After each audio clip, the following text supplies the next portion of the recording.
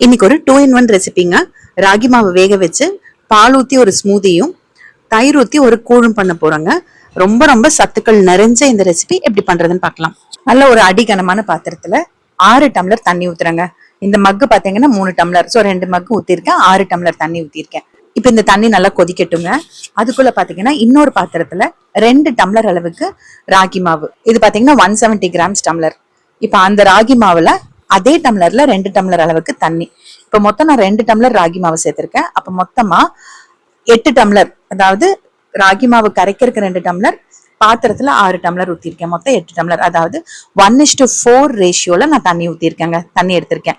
இதே 3 பேருக்கு ஸ்மூதி மட்டும் பண்றதா இருந்தா 1/2 டம்ளர் ராகி மாவு போதும். இல்ல கூழ் மட்டும் தான் பண்ண போறீங்கன்னா 1.5 டம்ளர் ராகி மாவு போதுங்க. அதுக்கு தகுந்த மாதிரி நீங்க வேக வச்சு எடுத்துக்கோங்க. ஒரு விஸ்க் வச்சு இந்த ராகி மாவு தண்ணி ஊத்தி நல்லா கரைச்சிக்கலாம்.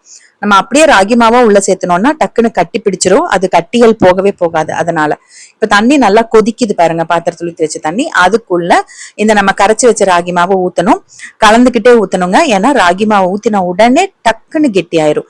அடுப்பு ஆன்ல தான் இருக்கு, மீடியம் ஃபிளேம்ல வச்சுக்கோங்க. அடிகனமான பாத்திரமா இருந்தா மீடியம் ஃபிளேம்ல வச்சுக்கோங்க.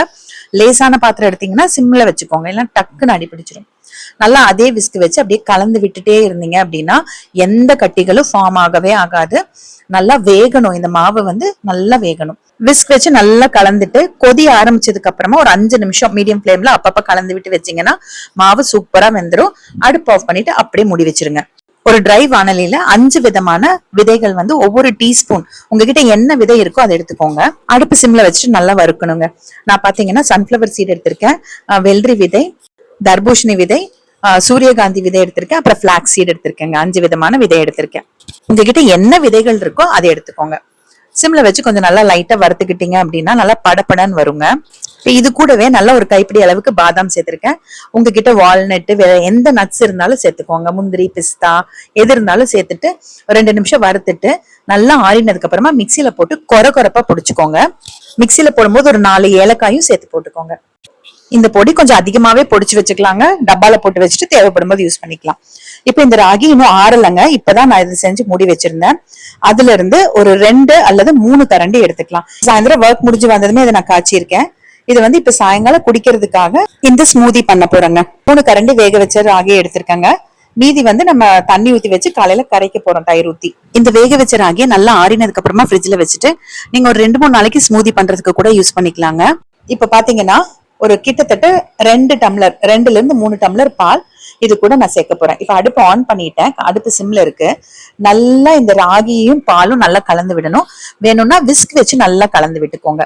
அப்படி இல்லையா, நல்லா ராகி ஆறுனதுக்கு அப்புறமா கொஞ்சம் பால் ஊத்தி மிக்சியில ஒரு அடி அடிச்சிட்டீங்கன்னா கூட கட்டிகள் இல்லாம சூப்பரா கரைஞ்சு வந்துடும். இப்ப பாருங்க கொஞ்சம் சூடும் ஆயிருச்சு. நீங்க காய்ச்சின பால் ஆறி இருந்தாலும் சரி ஆறாம இருந்தாலும் சரி யூஸ் பண்ணிக்கலாம். இப்ப ராகி ஃப்ரிட்ஜ்ல வச்சிருந்தீங்கன்னா நல்லா சில் பால் ஊத்தி மிக்சியில போட்டு அடிச்சு ஜில்லுன்னு குடிச்சா ரொம்ப நல்லா இருக்கும். ராகி ஏற்கனவே வெந்திருக்கு, அதனால சூடானா போதும். இப்ப இது கூட 2 ஸ்பூன் நாட்டு சக்கரை சேர்த்துட்டு அடுப்பு ஆஃப் பண்ணிடுறேன். டேஸ்ட் பண்ணி பார்த்துட்டு இனிப்பு வேணும்னா இன்னும் கூட கொஞ்சம் சேர்த்துக்கலாங்க.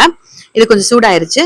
இப்ப நம்ம சர்வ் பண்ணும்போது பாத்தீங்கன்னா அந்த நட்ஸ் பவுடர் இருக்கு இல்லையா, மிக்சியில பொடிச்சு வச்சது, அதை 2 ஸ்பூன் சேர்த்துட்டு கூட இந்த ராகி கரைச்சி வச்சதையும் உள்ள சேர்த்துட்டு மிக்ஸ் பண்ணி குடிக்க வேண்டியதுதான். நீங்க இந்த நட்ஸ் பொடிய நாட்டு சக்கரை சேர்க்கறீங்க பாருங்க, அந்த டைம்ல கூட சேர்த்து கலந்துக்கலாம். சும்மா சொல்லலங்க, குடிக்கிறதுக்கு இது ரொம்பவே அருமையா இருந்ததுங்க. இப்ப அடுத்தது ராகி கூழ். இப்ப இந்த ராகி வேக வச்சது பாத்தீங்கன்னா நைட்டு நல்லா ஆறிடுச்சுங்க. ஏன்னா இதுல இருந்து நான் கொஞ்சம் எடுத்திருக்கேன், மீதி இருக்கிறது நான் என்ன பண்ணிருக்கேன், நல்லா ஆறினதுக்கு அப்புறமா இது முழுகிற அளவுக்கு தண்ணி மட்டும் ஊத்தி வச்சுக்கிறேன். சில பேர் உருண்டை பிடிச்செல்லாம் தண்ணியில போட்டு வைக்கிறாங்க 2-3 நாளைக்கு யூஸ் பண்ற மாதிரி. ஆனா நம்ம எப்படி இதை கரைக்க தானே போறோம், அதனால நான் உருண்டையெல்லாம் பிடிக்கலங்க, அப்படியே தண்ணி ஊத்தி வச்சுட்டேன், அவ்வளவுதான். நல்லா கலந்து மட்டும் விட்டு வச்சிருங்க. தண்ணி ஊத்தி அந்த ராகி இருக்கிற அளவை விட 1 இன்ச்சு அதிகமா இருக்கிற மாதிரி தண்ணி ஊத்தி கலந்துட்டு அப்படியே மூடி வச்சிருங்க. நீங்க இதே ஸ்மூதி பண்ணல, இல்ல நைட்டு தான் இந்த ராகி மாவை வேக வைக்கிறீங்க அப்படின்னா அப்படியே நீங்க மூடி வச்சிடலாம். தண்ணி ஊத்தலனாலும் அடுத்த நாள் காலையில கரைச்சிக்கலாம்.